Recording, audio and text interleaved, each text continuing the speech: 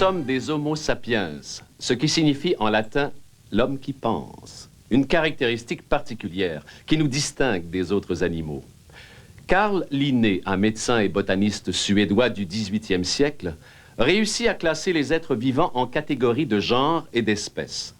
Dans cette vaste classification, Linné énonce que l'homme appartient à un ordre des mammifères, les primates, des animaux supérieurs. L'homme, un animal. À l'époque, cette idée n'avait pas plu à tout le monde. Mais nous ne sommes pas des animaux ordinaires. Nous avons une conscience réfléchie.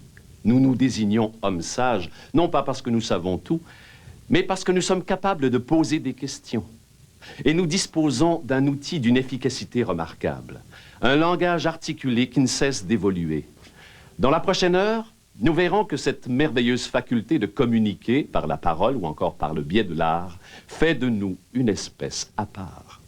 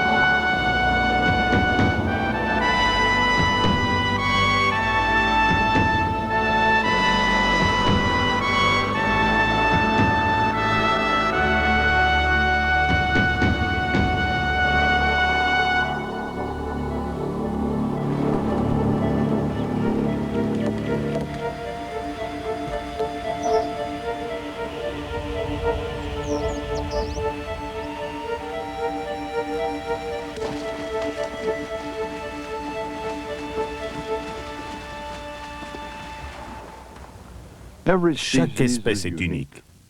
Une espèce est par définition une variété qui ne ressemble à aucune autre et qui ne peut se reproduire qu'avec d'autres spécimens de la même variété. Il n'est donc pas extraordinaire de dire que nous sommes uniques. Mais les humains pensent qu'ils sont plus uniques que les autres espèces. Il y a en effet des points que nous ne partageons avec aucune autre espèce. Le simple fait de penser que nous sommes uniques nous différencie, car nous pensons à ce qui nous entoure et à nous-mêmes. Nous pensons car nous avons un cerveau plus volumineux et plus performant que celui des autres animaux. Aujourd'hui, nous étudierons ce qui différencie notre cerveau de celui des autres espèces et nous chercherons d'autres caractéristiques que nous sommes les seuls à posséder. We can teach people, we can talk, so other people can learn.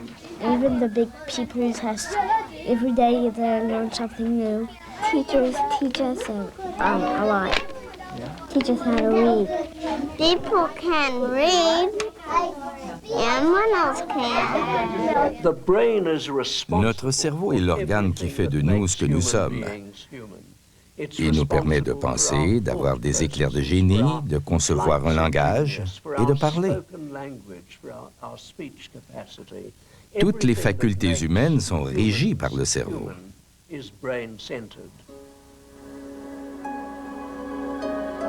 Étrangement, quand on regarde le cerveau humain, il nous est impossible de dire en quoi il est unique.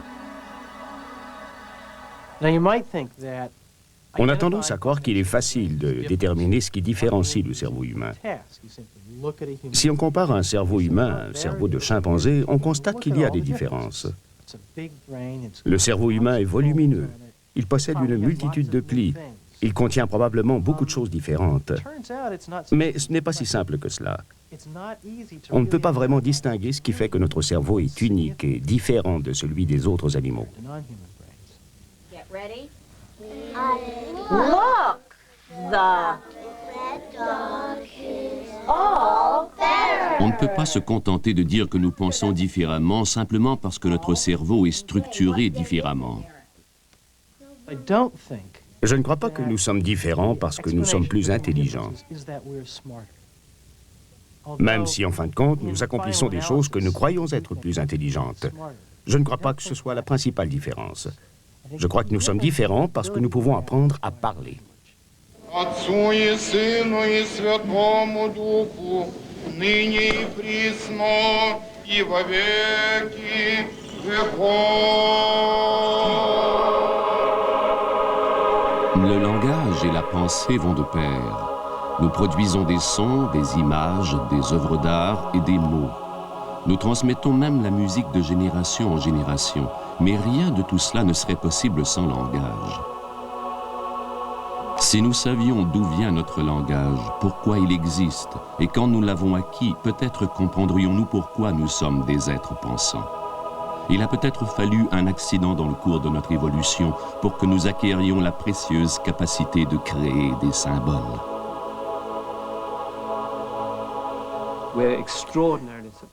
Nous sommes une espèce qui a réussi et nous dominons maintenant sur la planète. Nous avons des modèles de comportement qu'on ne retrouve chez aucun autre animal. On peut s'asseoir et parler comme nous le faisons aujourd'hui.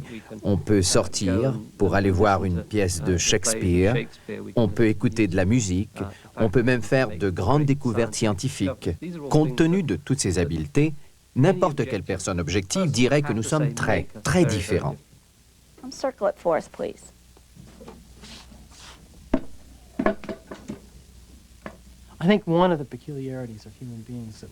Nous sommes certains que notre capacité à enseigner est une des particularités de l'être humain. Nous mettons beaucoup d'énergie à enseigner des choses à nos enfants et parfois à les empêcher de faire des bêtises.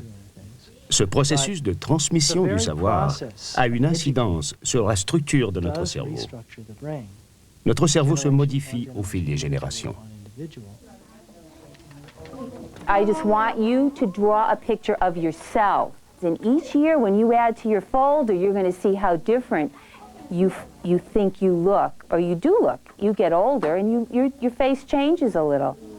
I have lines on my nose. Si l'adulte n'arrive pas à enseigner un nouveau concept à ses enfants, il ne participe pas à l'évolution. Son existence est futile, mais s'il parvient à transmettre son savoir, son rôle devient important. À mesure que notre culture s'est complexifiée, nous avons eu besoin du langage pour transmettre notre culture à nos enfants.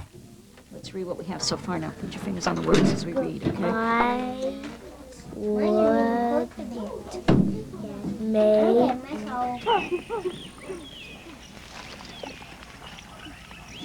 D'autres animaux se servent d'appels et de cris pour communiquer entre eux et pour transmettre de l'information à leurs petits. Le langage humain est complètement différent et beaucoup plus compliqué. Nous produisons des sons complexes. Nos ancêtres avaient tant besoin de la parole qu'ils ont développé une bouche et une gorge de forme particulière. À cause de ce changement anatomique, nous risquons chaque jour de nous étouffer. Nous payons cher cette évolution, mais au moins nous parlons. Le langage humain a une propriété remarquable. Il nous permet de transmettre de l'information 3 à 10 fois plus rapidement que les autres animaux. Je vais vous faire une démonstration simple. Si je fais ceci avec ce crayon, et que je vous demande combien de sons ai-je produit, vous me répondrez 5. Et si je fais ceci, ça devient plus difficile. Notre vitesse d'élocution nous permet de communiquer rapidement n'importe quelle idée complexe. Les humains peuvent modifier leur façon de parler comme ils le veulent, indépendamment des émotions. Cela implique que le cerveau humain a subi des changements majeurs. Nous sommes capables de modifier nos actions, ce qui explique pourquoi nous avons de la volonté. Et puisque nous pouvons modifier nos actions, nous pouvons aussi modifier notre destin et beaucoup d'autres choses encore.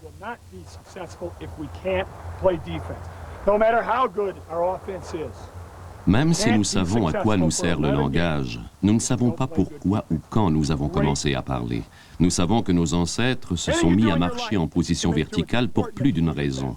Il en va peut-être de même pour le langage. Nous pouvons trouver la raison d'être du langage en étudiant à quoi il nous sert. Prepare to be successful. Pro strong. Check with me, 26-27. On one. Ready? Act! Nous pouvons transmettre des idées rapidement à plusieurs personnes à la fois ou à chaque personne individuellement. En ce sens, nous sommes uniques. Le fait que les autres espèces n'ont rien qui ressemble à notre langage est selon moi un véritable mystère. Nous avons cherché chez les autres espèces des signes de langage, à tout le moins un vocabulaire de 20 mots avec une syntaxe permettant de lier 2 mots et 2 ou 3 règles de grammaire, un langage simple.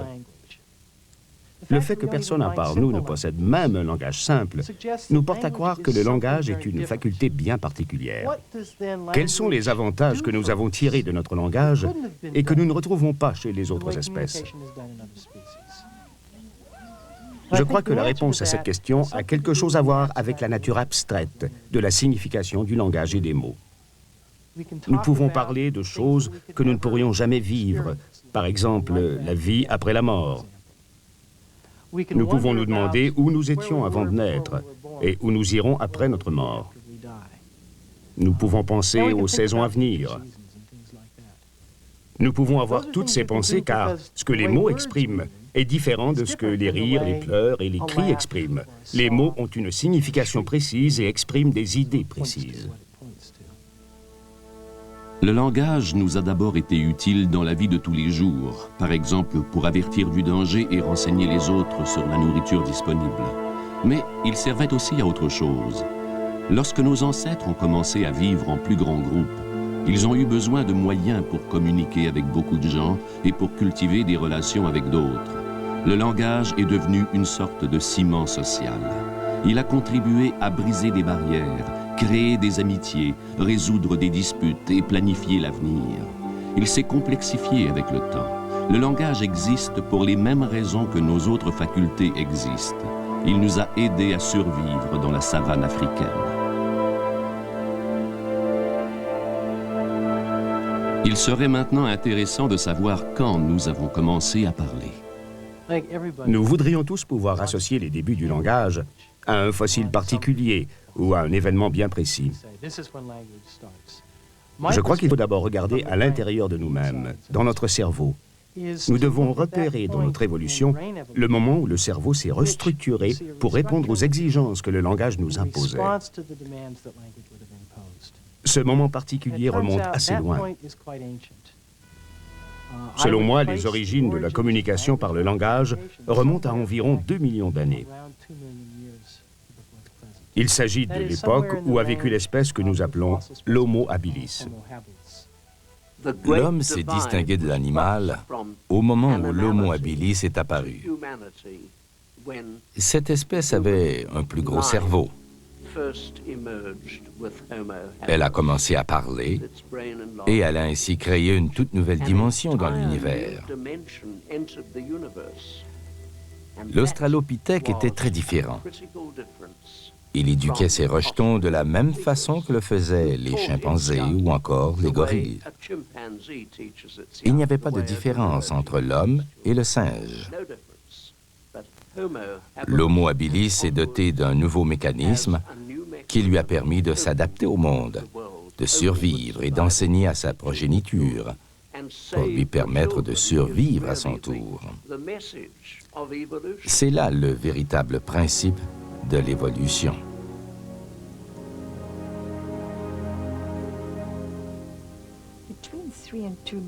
Il y a 2 ou 3 millions d'années, le continent africain est devenu plus froid et plus aride. De nombreuses peuplades ont commencé à évoluer de différentes façons. Elles se sont diversifiées. L'Afrique a été le théâtre du développement de l'hominidé. Toutes ces transformations ont mené à l'espèce Homo. L'expansion du cerveau et la fabrication d'outils sont, je crois, des preuves déterminantes de la façon dont nous avons changé radicalement notre comportement. Tout s'est mis à changer. Notre vie sociale, notre écologie, nos moyens de survie, notre façon de nous nourrir et la structure de notre cerveau. Tout s'est mis à changer d'un seul coup. Il s'est produit une sorte de restructuration systématique de notre mode de vie.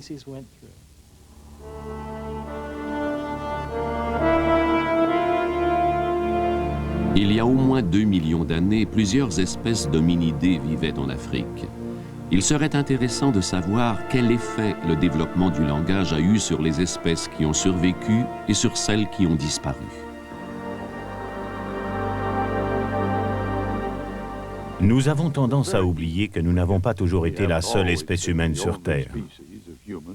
Il y a 1 million d'années, l'Afrique était peuplée de plusieurs espèces qui vivaient chacune en des lieux différents, qui faisaient des choses différentes et qui se mesuraient quotidiennement à leur environnement pour survivre. Celle qui s'est le mieux adaptée a survécu.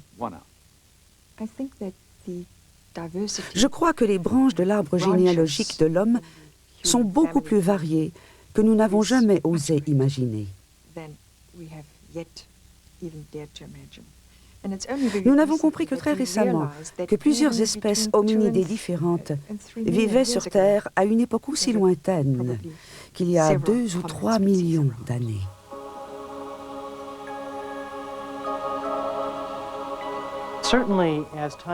Au fil du temps, seules 2 espèces hominidées sont demeurées en Afrique.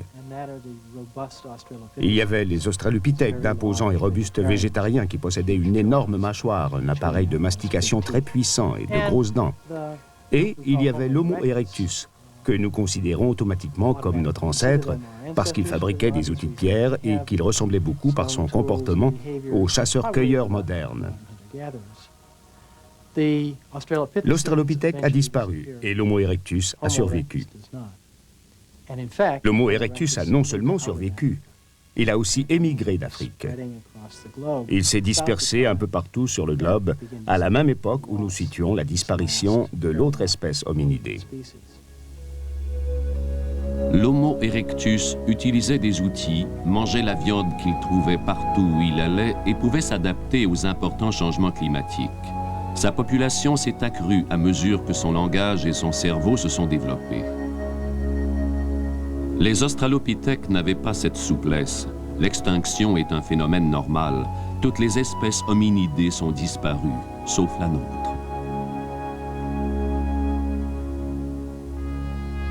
La dernière extinction d'hominidés est très récente. Ce qui est déplorable, c'est que cette espèce nous ressemblait beaucoup. Récemment, il y a environ 60 000 ans, 2 types d'humains vivaient côte à côte dans diverses régions du monde. Il y avait le Néandertal et l'Homo sapiens. À un point tournant crucial de notre histoire, le Néandertal a disparu. Il n'a tout simplement pas survécu. Quel problème n'a-t-il pas réussi à résoudre? Cette question fait l'objet de nombreux débats parmi les spécialistes.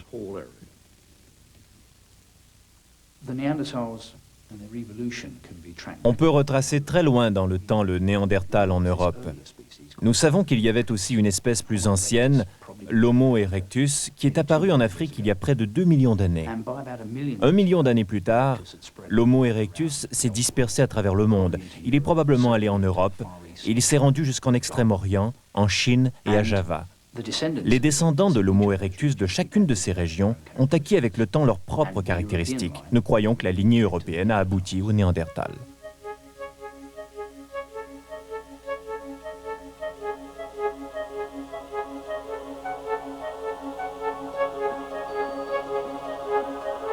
Pendant toute la période où le Néandertal a vécu en Europe, il y a 150 000 ans, ce continent était dur et froid.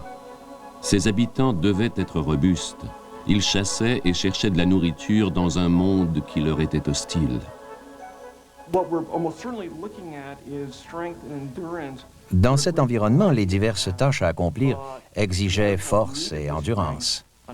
Le Néandertal devait déployer cette force chaque jour pour survivre. Il devait trouver de la nourriture et éviter de se faire manger par les nombreux gros prédateurs de cette époque, tels que les grands félins, les hyènes, les ours et les loups.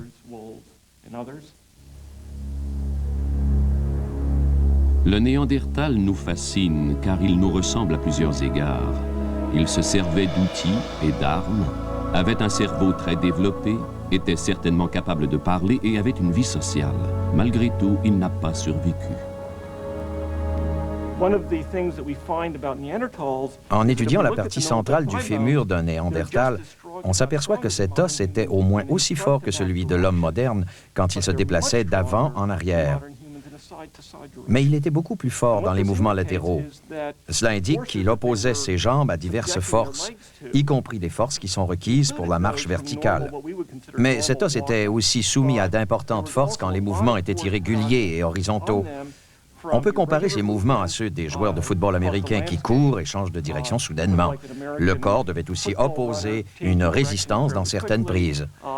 C'est un peu comme si l'homme avait frappé un gros animal et devait ensuite opposer avec son corps une résistance latérale pour immobiliser sa proie.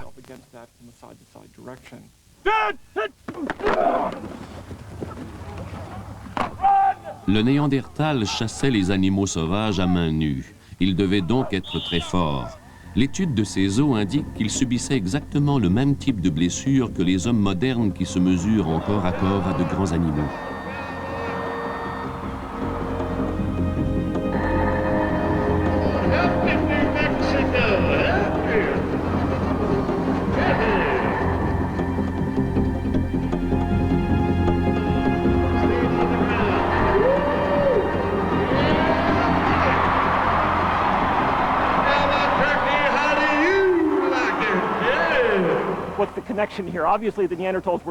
Que pouvons-nous en déduire?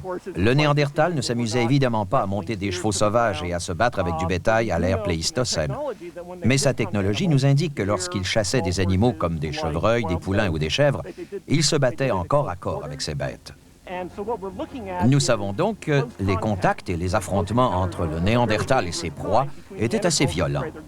La comparaison que je veux établir avec le rodéo, et surtout avec les hommes qui attrapent des veaux et des bouvillons ou qui montent des chevaux sauvages, c'est que les blessures reliées à ce type de combat sont concentrées autour de la tête, du cou et des épaules.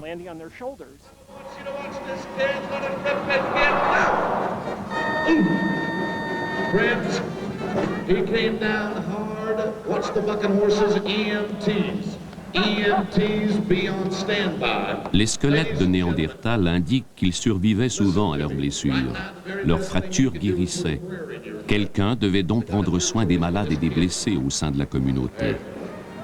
You don't think they make them tough in New Mexico?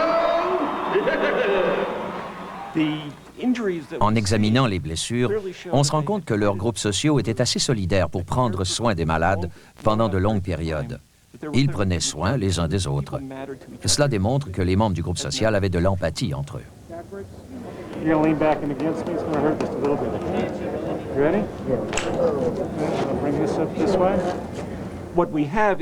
Ces êtres se soignaient donc entre eux. Ils ont d'ailleurs été les premiers humains à enterrer leurs morts délibérément. Leur sépulture était rudimentaire, sans ornement, mais il est clair qu'ils enterraient leurs morts.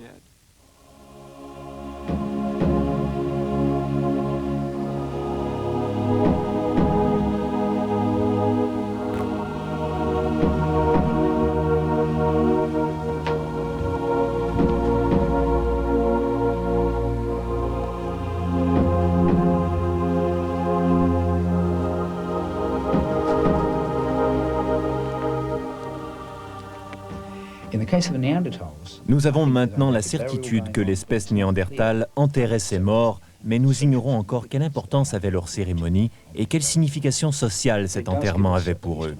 Nous avons tout de même une bonne idée du soin avec lequel le Néandertal disposait de ses morts.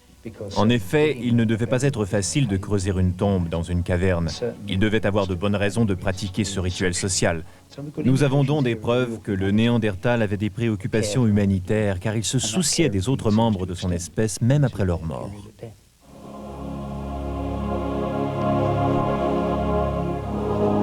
La prise en charge des aînés et le respect de leurs connaissances et de leur sagesse remontent probablement à l'ère du Néandertal. On associe ces valeurs à l'enterrement des morts, car elles reflètent bien le respect que ces gens avaient pour les membres de leur famille ou de leur communauté. Le Néandertal a été le premier humain à enterrer ses morts. Mais nous ne saurons probablement jamais à quoi il pensait quand il pratiquait ce rituel.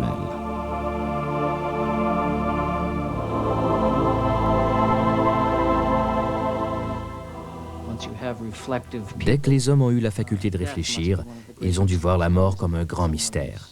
Comment se fait-il qu'une personne vit à un moment donné et meurt l'instant suivant? Où va cette personne? Où va la vie qui l'animait? C'est un de nos grands mystères. Nous ne pouvons pas encore dire si le Néandertal se posait de telles questions ou s'il était capable de penser à de telles choses. Deux peuplades distinctes habitaient l'Europe et le Moyen-Orient. Il y avait le Néandertal et l'homme moderne, ou Homo sapiens. Ce dernier avait émigré d'Afrique 100 000 ans auparavant. Personne ne sait vraiment ce qui s'est passé entre ces deux groupes, mais curieusement, l'Homo sapiens semble s'en être mieux tiré. Il a survécu. Et on se demande encore ce qui a conduit le Néandertal à son extinction. On peut reformuler cette question. Au lieu de se demander pourquoi le Néandertal n'a pas survécu, on peut se demander pourquoi les premiers hommes modernes ont mieux réussi. Grâce à nos recherches sur l'écologie et l'évolution, nous savons que si deux peuplades entrent en concurrence, même la plus petite différence comptera pour leur survie, qu'il s'agisse d'une différence entre leur mode de reproduction ou entre leur démographie. La peuplade la plus forte remplacera l'autre en quelques millénaires.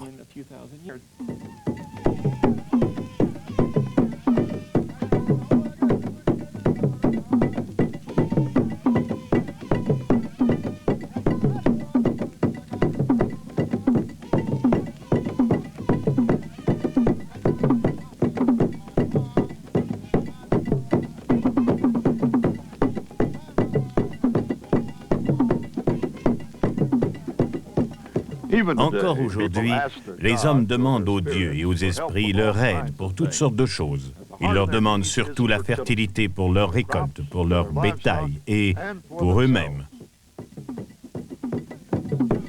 La fertilité est la clé de la réussite. Plus une espèce se reproduit, plus elle a de chances de survivre. Nous devons donc tenter d'expliquer pourquoi une espèce se reproduit plus facilement qu'une autre. Il a suffi d'une très infime différence entre la fertilité de l'homme moderne et celle du Néandertal. Par exemple, alors qu'un couple de Néandertal produisait 2 enfants, un couple d'humains modernes en produisait 3. Cela a suffi pour que le Néandertal disparaisse très rapidement.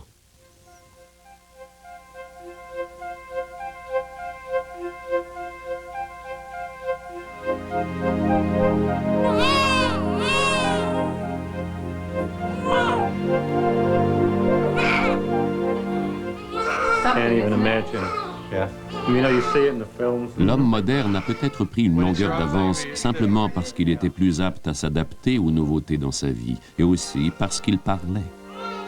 What do you think about it? Small. It really is. He is small. But you just got it. You believe you were that small once? No.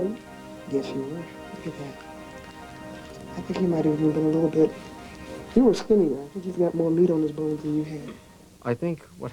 Je crois qu'il y a environ 40 000 ans, le langage, la parole et la communication symbolique ont pris plus d'importance que jamais auparavant. L'homme moderne a simplement remplacé le Néandertal presque partout dans le monde. Et c'est à cette époque que le langage est entré en jeu. Il semble que le Néandertal possédait un langage, mais peut-être ne pouvait-il pas faire tout ce que l'homme moderne accomplissait. Philip Lieberman et quelques-uns de ses collègues ont découvert que l'appareil vocal du Néandertal était différent de celui de l'homme moderne. Essentiellement, sa langue était plus haute dans le palais et emplissait toute la cavité buccale. Cela devait donner une élocution lente et assez nasale. Si je voulais imiter un Néandertal qui dit « Attention au lion », je soulèverais ma langue dans ma bouche et je parlerais comme ceci.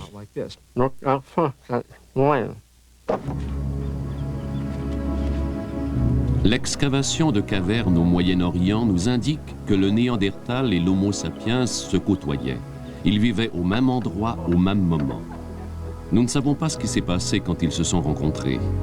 Mais nous savons que quelques dizaines de millénaires plus tard, le Néandertal avait disparu. il avait été supplanté.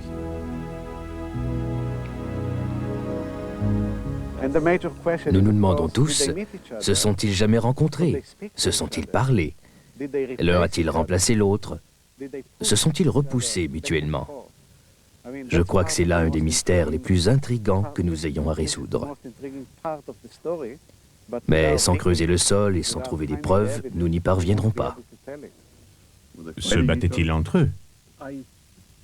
C'est possible, mais nous n'avons aucune preuve à cet effet. Et je ne crois pas que nous puissions affirmer sans contredit que tel ou tel ancêtre était un tueur qui a massacré d'autres peuplades. Je crois plutôt qu'ils vivaient simplement, côte à côte, comme le font de nombreuses espèces et peuplades. Graduellement, l'un a remplacé l'autre. Les deux peuples devaient se partager les mêmes ressources. Ils avaient très peu de raisons de se regrouper, mais chacun avait plusieurs raisons d'essayer de chasser l'autre et de l'éliminer. Le Néandertal a été supplanté par une autre peuplade. Il a été remplacé par un peuple venant d'un autre endroit. Ce peuple lui a volé ses cavernes, son gibier et ses femmes. Le Néandertal a disparu peu de temps après l'arrivée du colonisateur. C'est un peu comme l'histoire de l'Empire britannique, mais à l'envers. Il n'y a plus de Néandertal aujourd'hui, mais cette espèce nous a peut-être laissé un héritage. Elle a peut-être légué certains de ses traits aux Européens modernes. Certains disent même que ces deux espèces n'en formaient qu'une seule. Les Néandertals étaient sans contredit un peuple distinct. Ils formaient une race qui vivait dans le nord et le centre de l'Europe. Nous avons beaucoup de mal à déterminer si le Néandertal s'inscrit dans la même continuité que l'homme moderne. Nous avons constaté que certaines caractéristiques du Néandertal se retrouvent uniquement chez les Européens modernes, et ce de façon assez concluante. Le nez en est le meilleur exemple. Le nez est très gros. Ils avaient d'énormes nez. Le Néandertal affichait un nez à la Charles de Gaulle ou à la Jimmy Durante. Aujourd'hui, on rencontre ce type de nez seulement chez les Européens, surtout les Européens de l'Ouest. Il est donc faux de dire que les traits du Néandertal ont disparu. On peut toutefois affirmer qu'ils sont beaucoup moins nombreux qu'au temps où vivait le Néandertal. Pourquoi donc?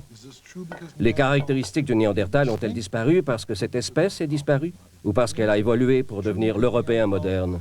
Ce fait est-il dû à l'évolution en vase clos du Néandertal en Europe ou encore à l'arrivée d'autres espèces qui se sont mêlées au Néandertal? Je crois que la deuxième réponse est la bonne. La dynamique de l'Europe est responsable de ce changement. Oui, je pense qu'il y a bel et bien eu une phase néandertale au cours de l'histoire de l'humanité. Et je suis certain que nous possédons aujourd'hui des gènes du Néandertal. Si vous me demandez, les Européens modernes possèdent-ils des gènes du Néandertal? Je vous répondrai oui sans hésiter. Si j'étais un descendant d'une lignée européenne, je serais fier d'avoir des ancêtres de l'espèce Néandertal.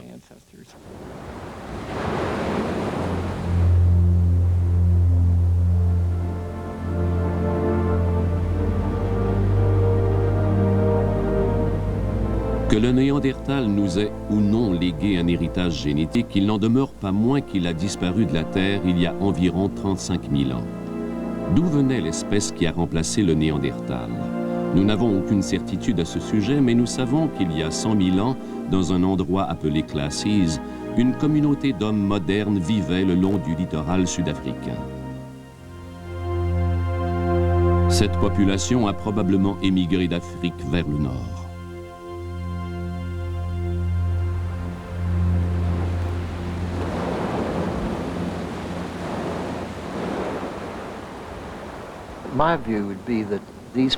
À mon avis, ces gens étaient modernes, non seulement par leur anatomie, mais aussi par leur comportement.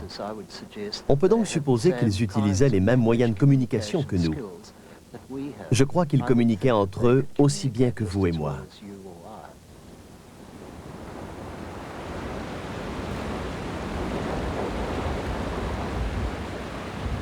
Les outils que nous ont laissés les habitants de Classes traduisent leurs idées et leurs aptitudes modernes.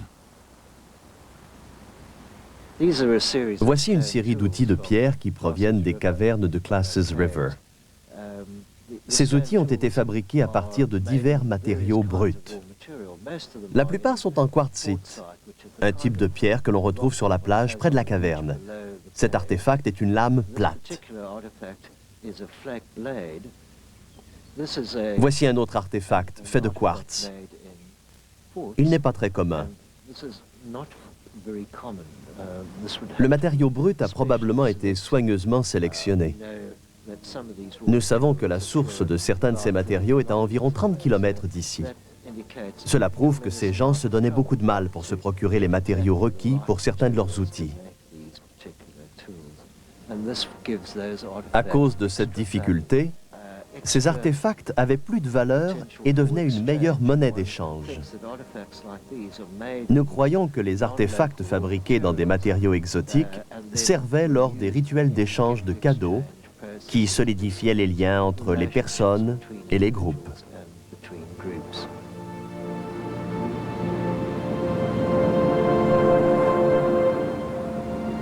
Ces objets étaient donc bien plus que de simples outils pratiques. Cette découverte introduit une toute nouvelle notion. L'évolution de l'homme moderne n'est pas fondée sur l'amélioration de ses capacités physiques, mais bien sur l'évolution de son cerveau et de ses modèles de comportement. Ce sont les deux facteurs qui lui ont permis de réussir. Au fil du temps, nous faisons diverses expériences évolutives dans divers domaines. Une de ces expériences aura plus de succès que les autres et les remplacera par la suite.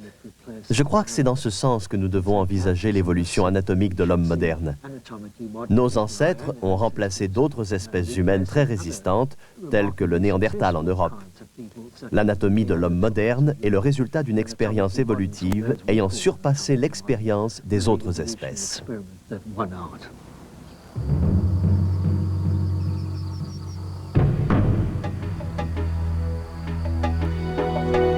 Quelle qu'en soit la raison, l'homme moderne a remplacé le Néandertal. Une espèce semblable à la nôtre a migré et est allée peupler d'autres régions du monde. On appelle souvent la branche européenne de l'homme moderne le Cro-Magnon.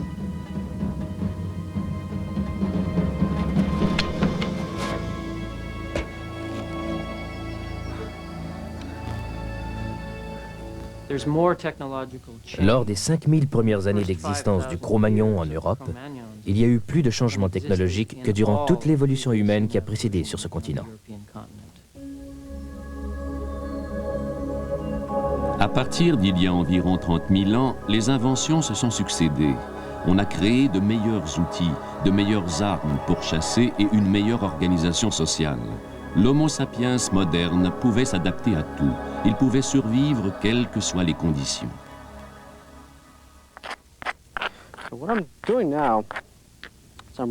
Je suis en train de faire une réplique d'un outil qui est apparu il y a 40 000 ans. Voici ce qu'on appelle des lames. Elles sont assez longues, minces et étroites. Pour obtenir ces fragments, on a recours à une technique bien spéciale qui nécessite l'utilisation de percuteurs. On prend un morceau d'os ou de bois effilé comme ceci et un autre morceau d'os qui sert de marteau. Il faut concentrer le coup de marteau sur une très petite partie, au bord du noyau. On frappe à plusieurs reprises à cet endroit et on obtient des lames qui ont toutes la même forme. On peut fabriquer ces lames en série. La technique de fabrication de ces nouveaux outils était complexe. Il fallait savoir comment s'y prendre et connaître chaque étape de la fabrication. L'artisan devait transmettre son savoir et enseigner à d'autres comment fabriquer les outils et les utiliser.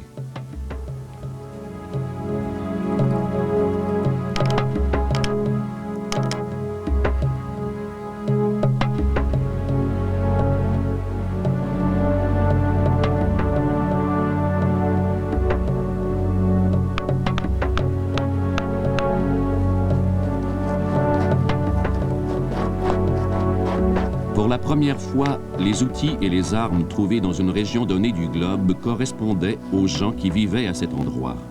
Des objets faisant appel à l'imagination et qui répondaient davantage aux besoins locaux. Ces découvertes ne concordaient plus vraiment avec le concept de l'évolution par la résolution de problèmes. Nous avons tendance à croire que l'évolution n'a servi qu'à régler les problèmes de nourriture. Mais il faut se rappeler que pour bien des espèces, la nourriture n'était pas le seul problème. Il leur fallait aussi survivre dans un contexte social et un système écologique des plus complexes. Il est souvent difficile de reconnaître les problèmes qui ont contribué à l'évolution de l'homme. C'est une dynamique assez subtile.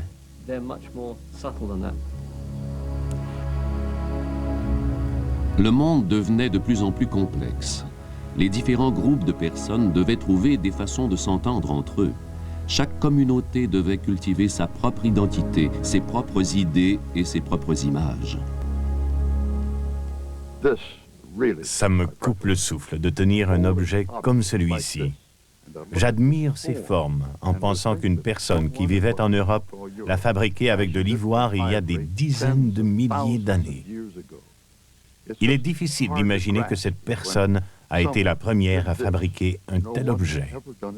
Cet objet a été fabriqué par un être humain, une personne à qui je pourrais peut-être parler, une personne qui me ressemble fondamentalement.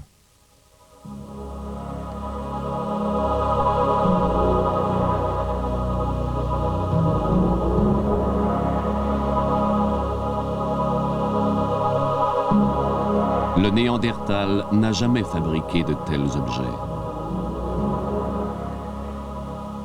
Ce n'est qu'à l'arrivée de l'homme de Cro-Magnon en Europe que sont apparues les premières preuves de ce type de manifestation symbolique. Les archéologues ont beaucoup de difficultés à expliquer pourquoi il en est ainsi. Nous assistons à l'émergence du symbolisme, ce que nous appelons l'art, qui permet aux gens de conceptualiser les choses, de les imaginer et de partager leurs perceptions en concrétisant leurs pensées sous la forme d'un objet que d'autres peuvent voir. L'art leur a permis d'échanger des idées et des inventions et de discuter.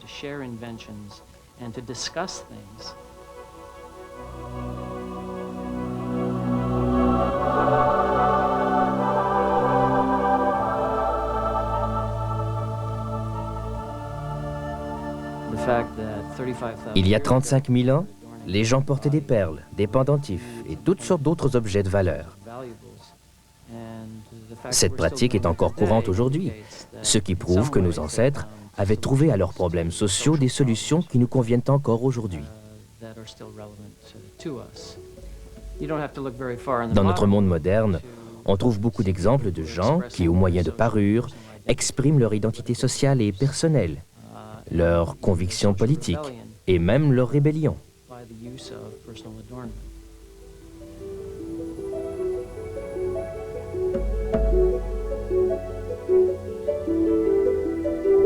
Ces objets sont bien plus que de simples babioles.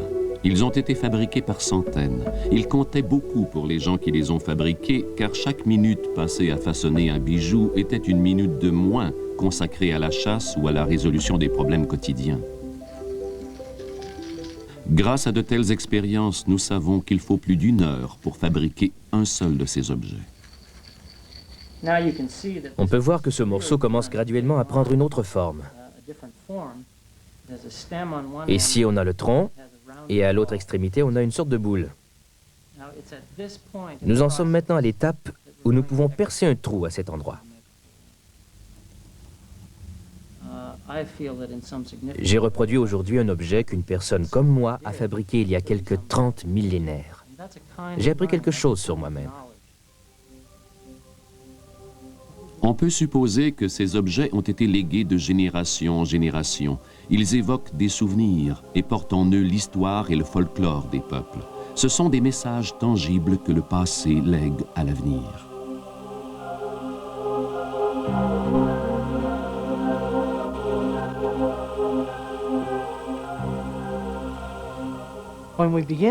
L'apparition des premiers objets d'art durable en Europe coïncide avec l'arrivée des campements, qui étaient des territoires occupés par les hommes pendant une période prolongée.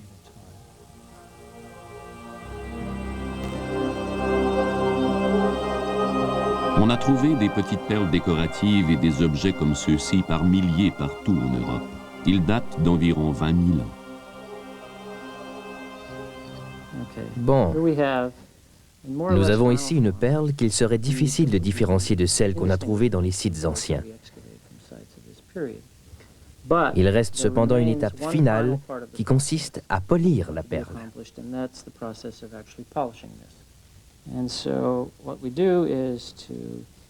On doit d'abord prendre une fine poudre d'ocre rouge et l'étendre sur une peau d'animal. Ensuite, il faut la mélanger avec de l'eau. Cette pâte servira de véhicule. Ensuite, il s'agit de frotter toute la surface de la perle très délicatement sur le cuir.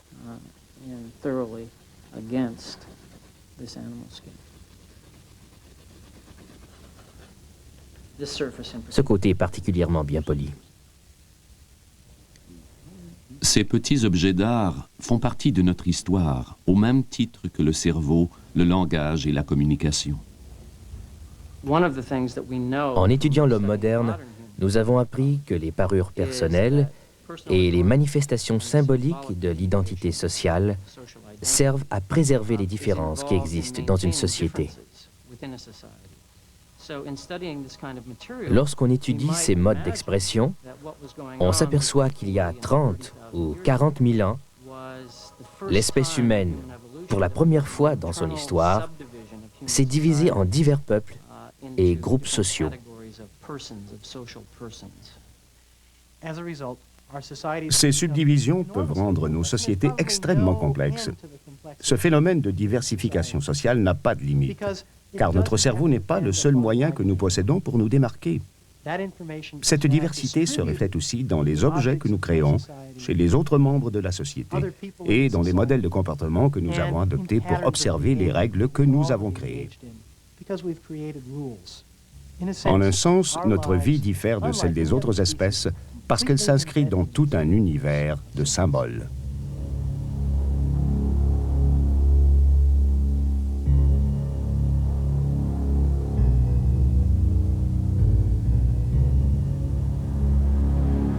Les gens qui ont décoré ces murs il y a bien longtemps ont eu besoin d'échafaudage pour atteindre le haut des parois de la caverne. Ils ont aussi eu besoin d'éclairage pour voir ce qu'ils faisaient.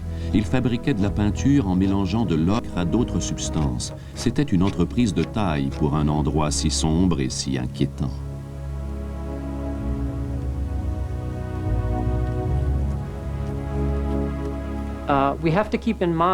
Il faut mentionner que ces galeries souterraines ne sont pas l'équivalent de nos galeries d'art modernes. Ce ne sont pas des endroits où les gens allaient d'une salle à l'autre pour regarder ce qu'il y avait au mur. Les cavernes étaient des endroits plutôt terrifiants. Elles étaient sombres, pleines de bruits étranges. Ce devait être toute une expérience que d'entrer dans une caverne.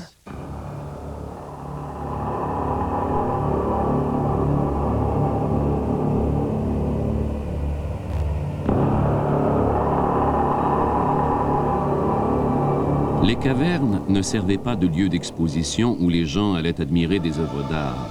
Elles ne servaient pas non plus à abriter les gens. Elles avaient probablement une fonction bien spéciale, telle que la pratique d'un culte.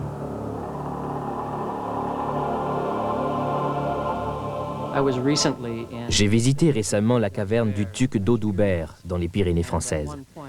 Le plancher de la caverne est fait d'argile très fine. On arrive à un certain endroit au bord d'un précipice de 2 pieds de profond. Sur le bord de ce précipice, j'ai vu les empreintes d'un enfant de 2 ans qui marchait pieds nus dans la caverne. On distingue nettement la façon dont les orteils de l'enfant se sont agrippés au rebord alors qu'il était sur le point de tomber dans le précipice. Un enfant de 2 ans est donc descendu à 800 mètres sous terre, dans l'obscurité, probablement en rampant et en se faufilant dans d'étroites cavités. Des adultes l'accompagnaient. On a donc une petite idée de l'identité de ces visiteurs.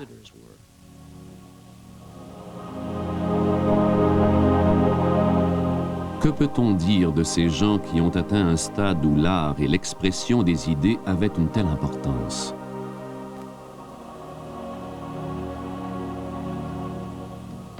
Comment définit-on une évolution réussie? Sommes-nous le résultat final de ce processus? Je ne croirais pas. Malgré ce que beaucoup de gens pensent, l'évolution n'est pas un mécanisme parfait qui produit un monde parfait. C'est plutôt une vision à très court terme. Dès qu'un problème est résolu, un autre apparaît. Je crois que toute notre évolution s'est déroulée de cette façon. Il y a toujours des problèmes à résoudre. L'expansion de notre cerveau et notre technologie ne sont peut-être que des étapes de ce processus continu. Le langage, la pensée et la création artistique sont des facultés que l'homme a acquises au fil de son évolution et de sa vie sociale. Nous ne savons pas encore quels nouveaux problèmes l'évolution nous apportera. Mais nous avons une meilleure idée de notre raison d'être. Nous sommes une espèce animale comme les autres, mais nous avons eu une chance extraordinaire au cours de notre évolution. Nous avons une assez bonne idée de certains aspects de la vie de nos ancêtres.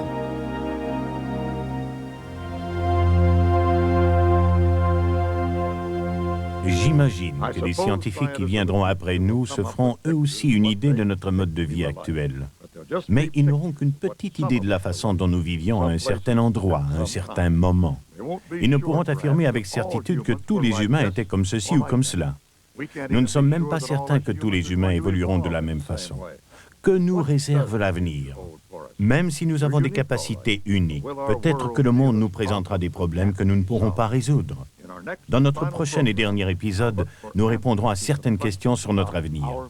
Finirons-nous comme les dinosaures, une espèce disparue, une curiosité d'un passé lointain? Y a-t-il de l'avenir pour ce singe devenu homme?